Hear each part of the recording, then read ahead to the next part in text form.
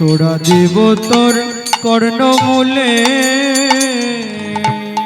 এই স্নান করতে বলছে মানে পিছনে কোনো রহস্য আছে। নিশ্চয়ই স্নান করি আমাদের নেড়া করে বাবাজি বানাবে। মার বাবাজিকে, এসব মিথ্যে কথা। তাহলে সত্যিটা কি? ভক্তমণ্ডলী, ভক্তিমতী মায়েরা, পিছনে একটা রহস্য আছে যেটা আমরা অনেকেই জানি। ব্রজেন্দ্র নন্দন যে শচীসুত হইলা সে বলরাম হইল নিতাই। যিনি লক্ষণ তিনি বলরাম, তিনি নিত্যানন্দ। তাই তো হিসাব তাই বলে তো। বনভ্রমণ করতে করতে একটি মেয়ে একটি ছেলেকে দেখে বললে, শুনছো কি, আমি তোমাকে বিয়ে করতে চাই। এই সর্বনাশ। হ্যাঁ গো, বিয়েটা আবার কি বলে? ওই তো তুমি সিঁদুর লাগিয়ে দেবে, তারপরে আমি তোমার স্ত্রী, তুমি আমার স্বামী। বলে তাহলে দেরি করে লাভ নেই, হয়ে যায়। ভদ্র মহিলা ভেবেছে এত সুন্দর দেখতে ছেলেটা আমাকে যদি বিয়ে করে আমার জন্মটা ধন্য হয়ে যাবে, যা যা হয় হবে। হ্যাঁ গো, সিঁদুর কোথায়? বলে আমি চুরি করে এনেছি। ঠিক আছে, সিঁদুর কৌটো খুলে চোখ বন্ধ করে দাঁড়াও। মেয়েটা চোখ বন্ধ করে দাঁড়িয়ে আছে। ভদ্রলোক পিঠে হাত দিলেন। কেন? তখনকার দিনের অস্ত্র ছিল তীর আর ধনুক। যারা তীর ধনুক ব্যবহার করতো তাদের পিঠে একটা করে তুন থাকতো, তুন, যার মধ্যে বাণগুলো রাখা হয়। ওই তুন থেকে তীরটা টেনে বার করেছে। ভদ্রমহিলার নাকটা ধরেছে। এই নাকে হাত দিচ্ছ কেন? বলে ব্যালেন্স পাচ্ছিনি, সিঁদুরটা পরাবো তো। নাকটা চেপে ধরে তীরের ফালা দিয়ে ঘ্যাঁচ করে কেটে মাটিতে একবারে ছটছর করে রক্ত। দাদা বাঁচাও, দাদা বাঁচাও, দাদা বাঁচাও। রাবণ বেরিয়ে এলো। বোন শূর্পণখা, কে তোর নাক কেটে দিয়েছে? দাদা লক্ষণ আমার নাক কেটে দিয়েছে। দাদা কাঁদিস না, তোর চোখের জলে আমার লঙ্কা পুরিটা পিছল হয়ে যাবে।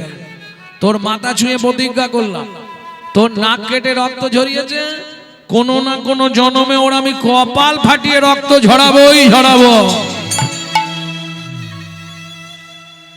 ওরে রসনা, পাপ কোনদিন বাপ কেউ ছাড়ে না। এটা একটা পয়েন্ট বললাম। আর একটা বলবো, আর একটা পয়েন্ট বলবো। রাগটা কিসের এত? কেন মেরে মাথা ফাটালো ওইভাবে? ছটছর করে রক্ত পড়ছে, মানে কত জনে মেরেছে। এটা একটা পয়েন্ট বলেছি। আর একটা পয়েন্ট বলি। রুক্মিণী মনে প্রাণে কৃষ্ণকে ভালোবাসে। এখন রুক্মিণীর দাদা রুক্মী শিশুপালের সঙ্গে রুক্মিণীর বিয়ে দিয়ে দিচ্ছে। রুক্মিণী শুকনো বটপাতায় চোখের জল দিয়ে চিঠি লিখলেন, কৃষ্ণ আমায় তুমি উদ্ধার করো। চিঠি পড়ে ভগবান শ্রীকৃষ্ণ রথে চেপে চললেন রুক্মিণীকে উদ্ধার করতে। ভগবান তো 64টা গুণের অধিকারী। ভগবান 64 রকম বিদ্যা জানতো। তার মধ্যে সব থেকে ভালো বিদ্যা জানতো, সেটা হচ্ছে মারামারি করা।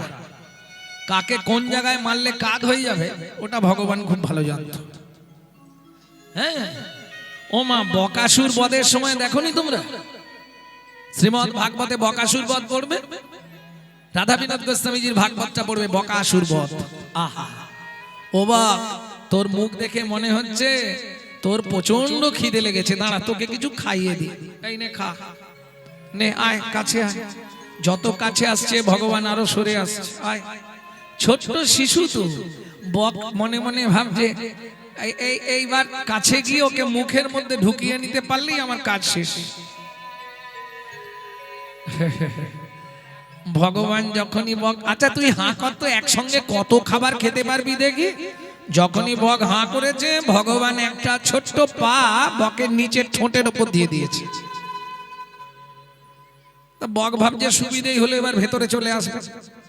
কিন্তু ভগবান সুবিধে হওয়া তো দূরের কথা, ওপরের ঠোঁটটা ধরলো আর নিজে বাড়তে শুরু করলো। যত বাড়ছে বকাসুরের ঠোঁটটা কি হচ্ছে? চিরে যাচ্ছে। নিতাই গৌর হরি বল। মারামারিতে খুব পটু ছিলেন ভগবান। একদম রথের ওপর থেকে ঝাঁপ দিয়ে শিশুপালের পিঠে মারলো লাথি, মুখ থুবড়ে পড়ে গেল শিশুপাল। তুলে এনে চাপ পেটা করে রথের চাকায় বেঁধে নিয়ে ফিরছে ভগবান রুক্মিণীকে উদ্ধার করে। ভগবান শ্রীকৃষ্ণের দাদার নাম কি? বলরাম। একটু তোদলা তো, ভালো কথা বলতে পারেনি বলরাম। তা যাচ্ছে, দেখে কৃষ্ণ রথে চেপে রুক্মিণীকে নিয়ে আসছে। কাকা কাকা কাকা কাকা আনাই, রথ থামা। ভগবান শ্রীকৃষ্ণ রথ থামালেন, গলায় কাপড় দিয়ে বলছে, দাদা আমার অন্যায় হয়ে গেছে, তোমাকে না জানি আমি রুক্মিণীকে উদ্ধার করেছি, নেবে এসে কথা বল। হাসির কিছু নেই, মায়েরা বাচ্চাদের গুড় খেতে দেবে না। ছোটবেলায় ভগবান কৃষ্ণ নুনি চুরি করতে যেতেন, বলরাম দাদাকে নিতেন না, সেই রাগে বলাই দাদা বাড়িতে যত গুড় থাকতো সব খেয়ে নিত। আর বাচ্চা যদি গুড় বেশি খায় ও তোদলা হয়ে যাবে, সাবধান। ভগবান নেমে এলেন, হাত জোড় করে বলছে, রুক্মিণী তো ভয়ে, বলাই দাদার চেহারাটা জানেন তো, নবনটবার নীলাম্বার লম্পে ঝম্পে আওয়ে মদে মাতালা মুঞ্জরা গতি উলটি পালটি চাওয়ে। বলাই দাদা কোন সময় স্থির থাকতেন না, সব সময় যেন রাগান্বিত ভাব। আর তাতে অস্ত্রটাও তো নাঙলের ফালা, এক ঘা দিলেই হরিনাম শেষ। রুক্মিণী তো জোড়ো সোড়ো মেরে রথের মধ্যে এক ধারে কনে লুকিয়ে আছে। দাদা আমার অন্যায় হয়ে গেছে, তোমাকে না যা কি করেছিস জানার দরকার। অতের একাই কাকে বেঁধেছিস? বলে ওই তো শিশুপাল আমার রুক্মিণীকে নিয়ে পালা। খুলে নিয়ে আয় ওকে, ওকে খুলে নিয়ে আয়। খুলে এনেছে, মাথাটা ভালো করে ভিজিয়ে দিয়েছে, এবার নাঙলের ফালা দিয়ে ঘেরাস ঘেরাস করে টানছে, পুরো ইডেন গার্ডেন করে দিয়েছে। এক জায়গায় ফালাটা বসে গিয়ে ছটছট করে রক্ত। শিশুপাল নিজ রুধির ছুড়িয়া প্রতিজ্ঞা করিলেন, বলাই দাদা আজ পথের মাঝখানে আমার রক্ত ঝরালে, কথা দিলাম আগত জন্মে আমিও পথের মাঝখানে তোমার রক্ত দেখব দেখব দেখব। বুঝে নেওয়া গেল, যার জন্য ছটছট করে রক্ত পড়ছে। তখনও নিত্যানন্দ প্রভু মুখে কি বলছে শুনুন, মাধাই ও মাধাই, মাধাই রে ও তোর ভাবনা কি আর আছে, হরি বল বলে বলে বাহু তুলে আইনেছে নেছে। মাধাই রে এই দেখ দেখ মেরেছিস কলসির কানা, তাই বলে কি প্রেম দেব না, না হয় নেশার ঝুঁকে। মাধাই রে ছেলেকে মারিলে মাথায় বাপেতে পাবল, সম্মুখে দাঁড়িয়ে আছে ও যে গৌর দয়াময়, ও দে গৌর কৃপাময়। তাহলে বুঝে নেওয়া গেল তো, করুণার অবতার বলতে আমার চৈতন্য মহাপ্রভু। অনেক অবতার এসেছে গেছে, কিন্তু মহাপ্রভুর মতো করুণা জীবের প্রতি কেউ করতে পারে না। ভক্তমণ্ডলী ভক্তিমতী মায়েরা, তাতেও আমরা ভালো নেই। এত সহজ পন্থা ভগবানকে পাওয়ার। গো কটি দানে গহনে চ কাশী, মাগে পয়াগে কটি কল্পবাসী, সুমেরু সমতুল হিরন্দন রানে, নহি তুল্য রাধা শ্রী গোবিন্দ নামে। হরি বল। এত উপায় করে দিও, আমরা কেউ ভালো আছি, কেউ সুখে আছি। একজন হাত তুলে বলুন তো যে বাবা গৌরাঙ্গ আমি খুব সুখে আছি। কেন? মানুষ তুমি কোনোদিন সুখ পাবে না। কেন পাবো না? খারাপ ভাষায় বলতে গেলে প্রথমেই বলবো মানুষ তুমি মিথ্যাবাদী। দ্বিতীয় আরেকটু কড়া বলতে গেলে বলতে হবে মানুষ তুমি চিটিংবাজ। ভগবানকে যা বলে এসেছিলে একটাও পালন করনি। শম্ভুদা যেখানে থাকো শুনে নাও, গিয়ে দিচ্ছি। কেন সুখ পাবো না? তুই ফেলে এসেছিস কারে মন, মন রে আমার। তুই ফেলে এসেছিস কারে মন, মন রে আমার। জনম গেল শান্তি পেলি না রে মন, মন রে আমার। তাই জনম গেল শান্তি পেলি না রে মন, মন রে আমার।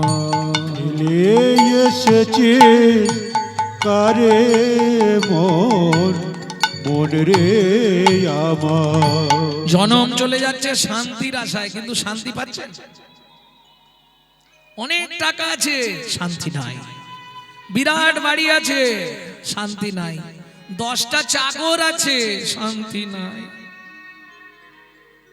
শান্তি কোথায়? শ্মশানে।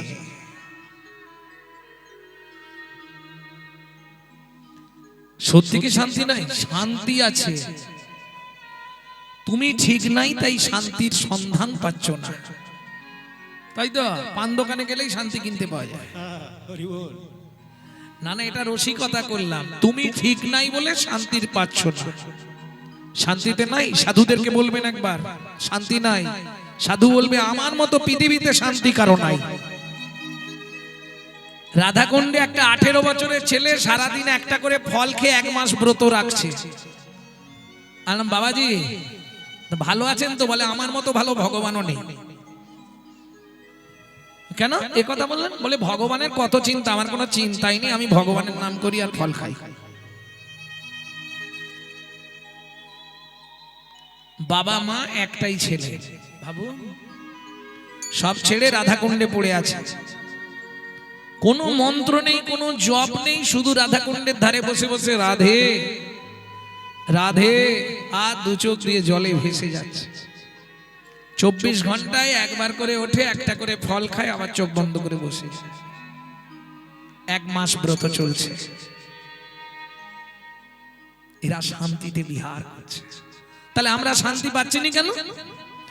যা ভগবানকে বলে এসেছিলাম একটাও পালন করিনি। যে পথ দিয়ে চলে এলি সে পথ এখন ভুলে গেলি রে। যে পথ দিয়ে চলে এলি সে পথ এখন ভুলে গেলি রে। কেমন করে ফিরবি তাহার দ্বারে মন, মন রে আমার।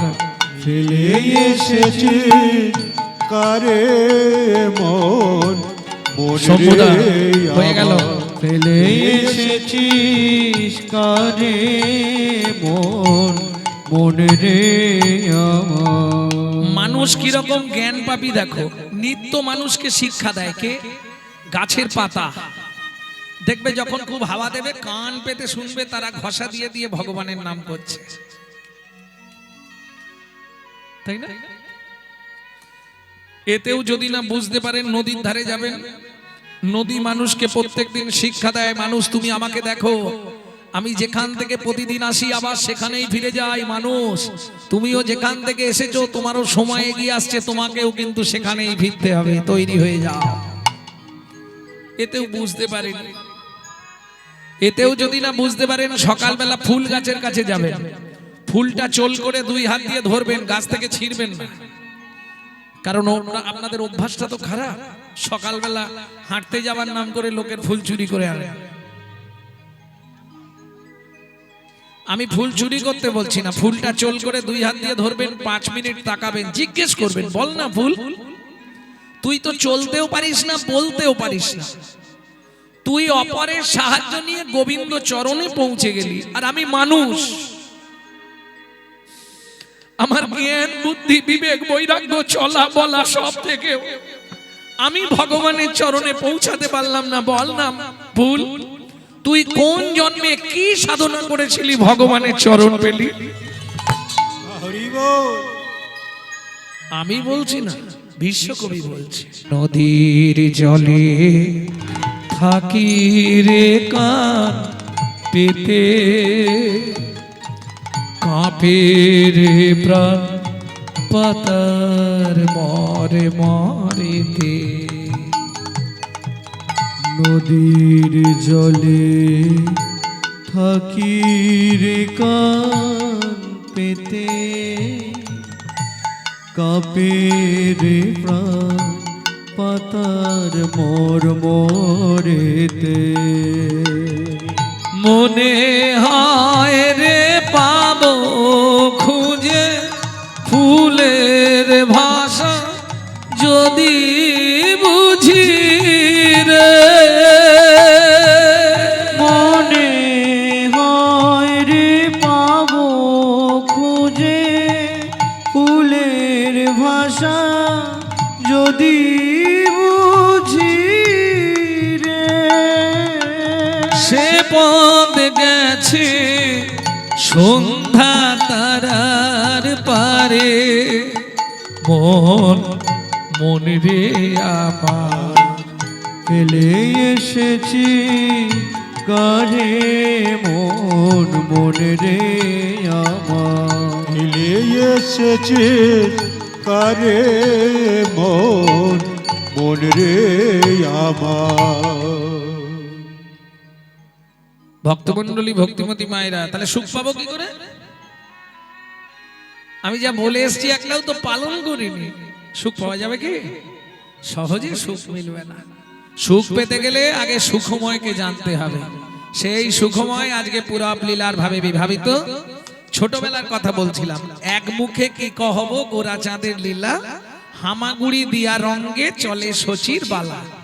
আস্তে সারা অঙ্গে ওমাইরা কোনো বসন নেই, ছোট্ট গৌর মা সর্বাঙ্গে সোনা দিয়ে মুড়ে দিয়েছে, হাতে কোমরে পায়ে গলায় বাজু সুন্দর করে সাজিয়েছে সোনা পরিয়ে, আর অঙ্গনে ছেড়ে দিয়েছে।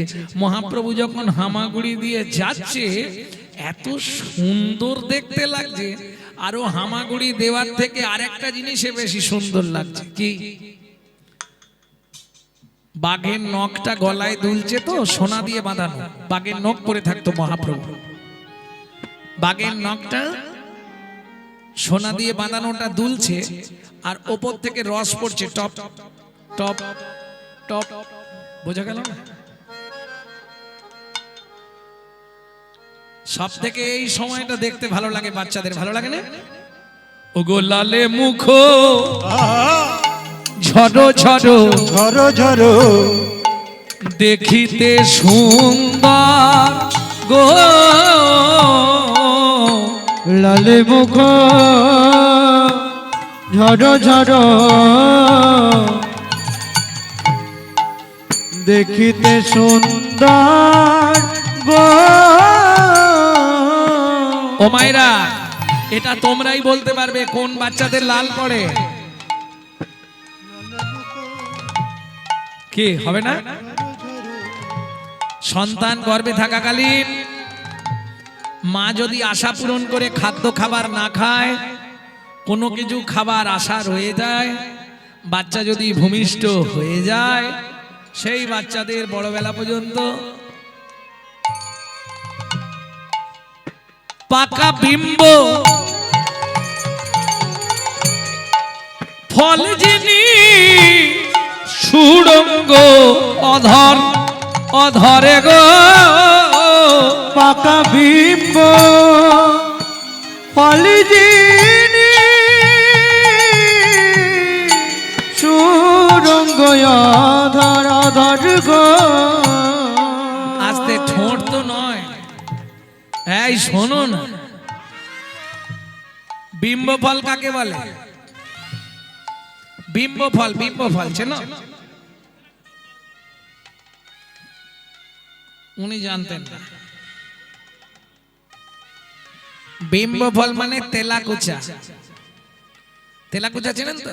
ওটা পেকে গেলে লাল টুকটুকে হয়ে যায়, ওইটা ছিল মহাপ্রভুর ঠোঁট। পাকা বিম্ব ফল যিনি সুড়ঙ্গ অধর অধরে গো, ওগো পাকা বিম্ব ফল চিনে সুরঙ্গ অধর অধর গো ও মায়েরা, মহাপ্রভু যখন হামাগুড়ি দিচ্ছে এক দস্যু ওই পথ দিয়ে যাচ্ছিল। দস্যুটির নাম কি? মেষমালী। মনে মনে ভাবলো, ও মা, বাপের জন্মে এত সোনা একজনের গায়ে দেখিনি। কি দেখতেও তেমনি। ছেলেটাকে যদি তুলে নিয়ে পালিয়ে যেতে পারি, জীবনে কোনোদিন আর চুরি করতে হবে না। একটু একটু করে খোলার থেকে একবারে মালটা নিয়ে হাফিস করে দেওয়া ভালো, তাই না? গিয়ে মেরে আর গয়নাগুলো খুলে নিয়ে তো লাইফ গ্যারেন্টি। ওইগুলো ভাঙাবো আর খাবো। কোলে লইয়া শচীনন্দন শচীনন্দন মেষমালী পালায় তখন, মেষমালী পালায় তো উপনীত আপন আলয় গো, সে যে উপনীত আপন আলয় গো। এই করুণাময়ী, করুণাময়ী, তুমি এক্ষুনি চলে এলে। ওমা, এ কি সুন্দর বাচ্চা, দাও আমার কোলে দাও। মেয়েরা একটু বাচ্চা ভালোবাসে। ও তো দেখেই একবারে প্রাণ ভরে গেছে। আর ভগবানকে দেখলে কার না ভালো লাগবে গো, তাই না? এই দাও আমার কোলে দাও। বলে দাও, তোমাকে দিয়ে কি করব? ভালো সব থেকে ধার ছুরিটা বার করে আনো। তার মানে তুমি কি করবে? কি করবে? ভালো করে ধরো, গলার নলিটা কেটে দিও, একটাও চিৎকার করবে না, গয়নাগুলো খুলে নেবো। দস্যু মেষমালীর স্বামী করুণাময়ী বলছে, স্বামী অনুনয়ে বলি স্বামী, আজ থেকে তোমার যতদিন পয়সা না হবে ততদিন না হয় উপবাসে থাকবো আমি। উপবাসে থাকবো আমি।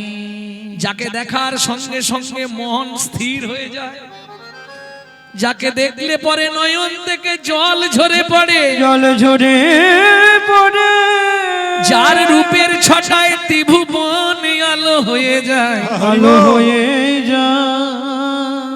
স্বামী, তাকে তুমি মারতে চাইছো? তুমি এখান থেকে চলে যাও, চলে যাও বলছি, যা করার আমি করছি। ও তো বাচ্চাটাকে নিয়ে এবার খিল দিয়েছে ঘরের মধ্যে। করুণাময়ী দরজার সামনে বসে বসে বলছে, তুমি তো সব জানো, বলো। তুমি তো সকলের অন্তরে অন্তরচারী রূপে বিরাজমান। গোপীনাং তত্পতিনাং চ সর্বেষাং চৈব দেহিনাং জাহান্ত চলতি সদক্ষ লেহ দেহ ভাগ। তুমি যদি সকলের অন্তরে অন্তরচারী, তাহলে তুমি ওর অন্তরে একটু করুণা জাগিয়ে দাও না ভগবান, ওই ছেলেটাকেও মেরে ফেলবে। দস্যুর হাতে ছুরি দেখে বালক নিমাই বলছে, ওটা কি করবে?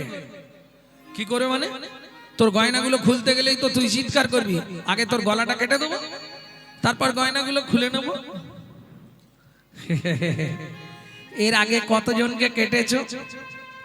তোকে কৈফিয়ত দেবো নাকি? কতজনকে কেটেছি তোকে বলবো? না না, জিজ্ঞেস করছি কতদিন চুরি করছো? তোমাকে তো দেখে মনে হচ্ছে তুমি কাঁচা, এখনো পাকোনি। ছেলের কথা দেখো, এইটুকুনি ছেলে দুধ দাঁত ভাঙে না এখনো, সে আমাকে বলছে আমি কাঁচা না পাক। এক চড় মারবো, সেটা তুমি মারতে পারবে, তোমার বয়স আমার থেকে বেশি, তোমার হাতে জোর বেশি, কিন্তু কি কিন্তু তুমি আমায় মারতে পারবে না। কেন মারতে পারবো না? দুষ, তুমি আমায় দেখলেই কেমন হয়ে যাচ্ছে, আর মারবে কি করে? একদম উল্টো পাল্টা কথা না, এইসব বলে আমার মন গলাতে চাইছিস। আমি বুঝতে পেরেছি তুই নিশ্চয়ই মায়ার মন্ত্র জানিস। না না, আমি কিচ্ছু জানিনি। আচ্ছা ঠিক আছে, তুমি যা করবে করো। এই ছুরি দেখেছিস? বলে এর আগে